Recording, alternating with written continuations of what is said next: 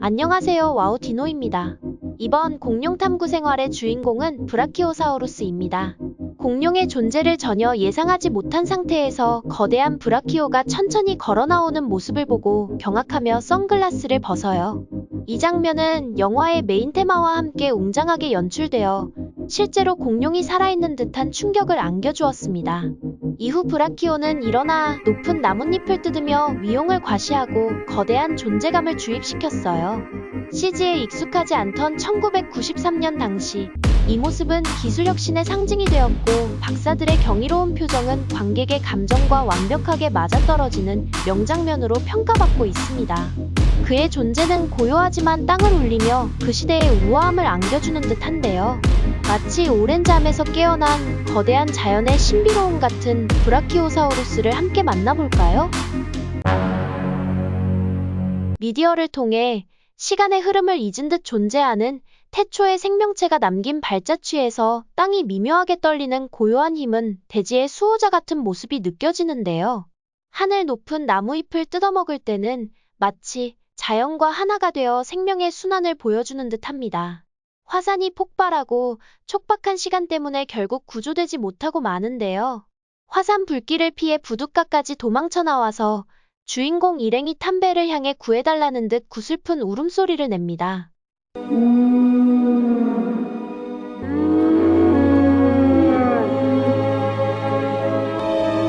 붉은 연기가 하늘을 치솟고 절박하게 절규하는 실루엣은 무기력함과 깊은 슬픔의 눈물이 흘렀어요. 작품 속 브라키오란 학명은 브라키오 알티토락스이지만 실제 모티브가 된 종은 브라키오 브랑카이입니다. 현재 이 종은 기라파티탄이라는 새로운 속으로 분류된 상태로, 즉 영화 속 공룡은 기라파티탄 브랑카이예요. 1988년에 나온 주장으로 두개골의 형태와 구조의 차이가 있다고 압축할 수 있는데요. 이 주장이 바로 받아들여진 것은 아니에요. 시간이 흐르며 공감하는 과학자들이 늘었고 2009년에 나온 논문으로 재평가가 받아들여지며 분리되기 시작했습니다. 그럼에도 브라키오란 이름에 더 익숙하기에 기라파티탄과 함께 쓰도록 할게요. 학명은 새로운 화석이 발견되거나 연구의 발전을 자연스럽게 반영하는 변화의 과정일 뿐 학명 자체에 너무 매몰되지 않으셨으면 해요.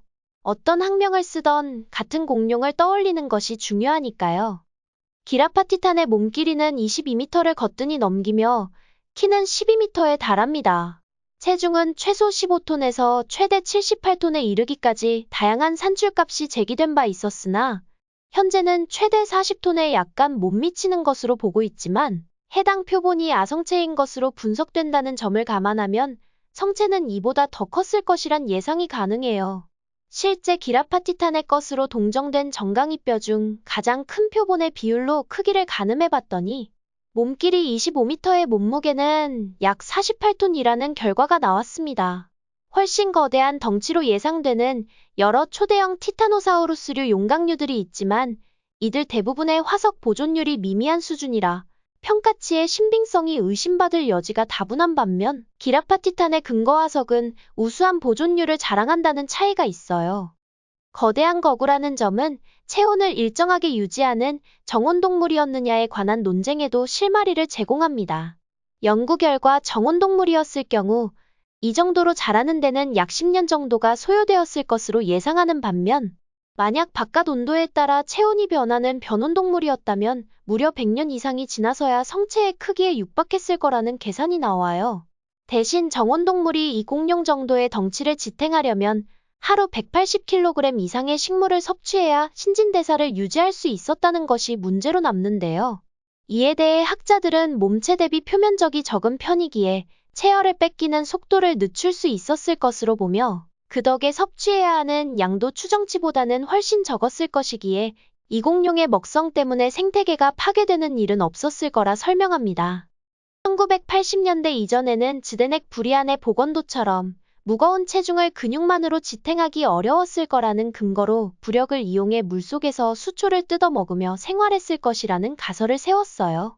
당시 학자들은 김목도 물속에 살면서 호흡을 위해 머리만 물 밖으로 내놓기 위해 진화했을 것이라고 생각했고, 머리 위쪽에 콧구멍이 있어 스노클링하듯 호흡했을 거라고 추측하며 예전 복원도처럼 머리 꼭대기에 그려졌지만, 머리 위쪽이 아닌 눈 사이에 있는 것으로 확인되었습니다. 또 콧구멍 근처까지 잠길 정도로 깊은 물속이라면 수압 때문에 오히려 심장과 폐에 무리가 되어 제대로 된 호흡이 불가능했을 것이며 전체적인 골격 구조 또한 딱히 오랜 시간 물속에서 활동하기 적합하지 않다는 점 등이 지적되면서 이 약설은 현재 사장되었습니다. 전 세계에서 완전한 전신 골격으로 전시되고 있는 표본은 약 3개뿐이에요. 미국 콜로라도에서 최초로 발견되었던 화석들을 토대로 복원되어 현재는 시카고 오헤어 국제공항에서 전시되었고 탄자니아에서 발굴되었던 화석은 독일 베를린 자연사박물관에 전시되어 있습니다. 이들 박물관이 소장한 원본 보존율은 50%가 넘지 않지만 나머지 한 나라가 소장한 보존율은 85% 이상인데요. 미국 와이오밍주 모리슨 지층에서 발굴되어 원형이 85% 이상, 높이 16m에 몸무게 80톤의 표본으로 전 세계를 통틀어 3개밖에 없는 중에서도 유일하게 제대로 된 전신골격을 전시 중인 박물관을 가진 나라는 바로 우리나라입니다. 한국 자연사박물관의 진품 화석으로 전시되고 있는데요. 기라파티탄을 사랑하신다면 자부심을 가지셔도 될 것 같아요. 오늘 내용은 여기까지인데요. 어떠셨나요? 어릴 적 기억 속에 브라키오사우루스가 사라지고 기라파티칸이 되었다는 사실에 저처럼 기분이 묘하고 아쉬운 마음이 들진 않으셨나요? 익숙하던 친구가 새로운 모습으로 다가와도 함께 남긴 따뜻한 기억은 여전히 우리의 마음속에 자리할 것입니다. 처음 브라키오를 마주했던 순간의 설렘과 가슴 벅참은 여전히 소중한 순간으로 추억 속에서 포근하게 빛나고 있어요. 이 땅을 지배했던 생명의 상징적인 존재가 우리나라 한국자연사박물관에서 수백만 년의 역사를 말없이 품으며 우리와의 교감을 기다리고 있다는 사실이 정말 감동스러워요. 꼭 한번 경험해 보시길 기대해요. 끝까지 함께 해주셔서 진심으로 감사드립니다. 좋아요를 눌러주신다면 더 흥미로운 내용으로 다시 찾아오겠습니다. 그럼 다음에 또 만나요.